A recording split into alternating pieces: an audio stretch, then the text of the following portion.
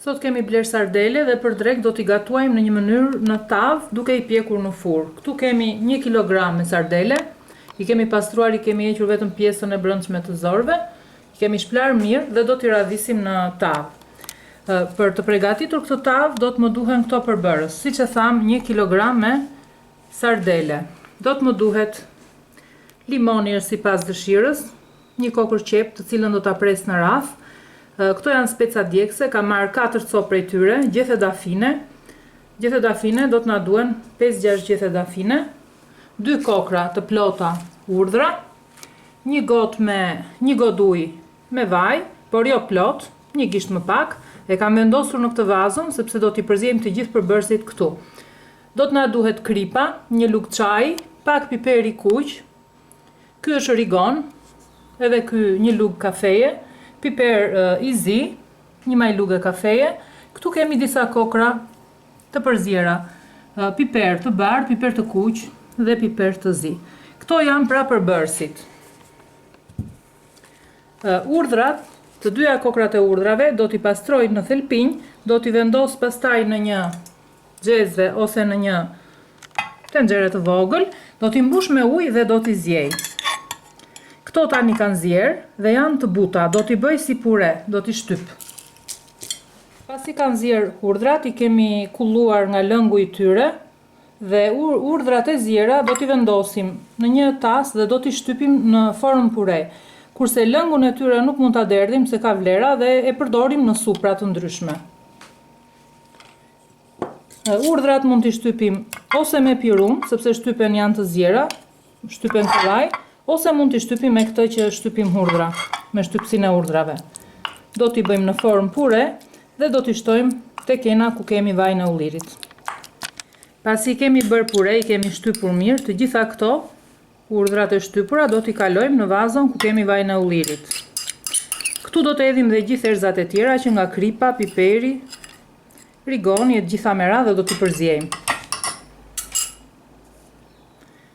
Piperin e zi, piperin e kuq, rigonin, do shtojmë dhe kripën dhe piperin e këto kokrat e përzjera. I përziejmë me luk ose mbyllim kapakun e vazos dhe i tundim. Pasi kemi radhitur gjysmën e peshkut, sardeles, e kemi vendosur në tavë, mund të përdorim çfarë do lloj tave të duam, tava inoksi, alumini ose tava pirex qelqi. Dhe pasi kemi vendosur peshkun, këtu do të shtrojmë degët e dafinës, gjethet e dafinës. Gjithashtu, masën të cilën ne kemi vendosur këtu në vazo e tundim vazhdimisht dhe nga kjo masë e përftuar do të vendosim nga pak mbi sipërfaqen e peshkut. Pasi kemi vendosur dhe pjesën tjetër të peshkut e kemi radhitur mbi të parin, do të shtojmë masën këtu që kemi të përgatitur në këtë enën e qelqit.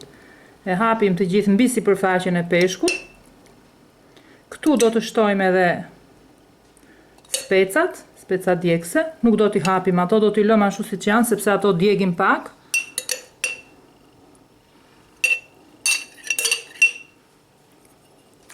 E hapim pak me lugë që të shkoj gjithandej kjo. Me gjithë atë gjatë pjekjes, gjatë zjerjes në furrë, do e marri gjithë peshku shijen e mirë të kësaj masës të cilën e kemi përgatitur. Do të vendosim, kjo është sipas dëshirës, edhe speca djegëse. Gjithashtu, qepën të cilën unë e kam prerë në radhë, kjo i lëshon një shije shumë të mirë. I vendosim mbi sipërfaqe. Kësaj tave unë nuk do t'i shtoj as uthull, as ujë, se uthulla e ndryshon shijen, ja prish shijen, po me vaj ulliri bëhet më e shishme, më e mirë, më e këndshme. Dhe ujë nuk do, sepse peshku ka lëshon vetë dhe kështu e kemi gati. E kemi gati për ta pjekur në furrë në 200 gradë.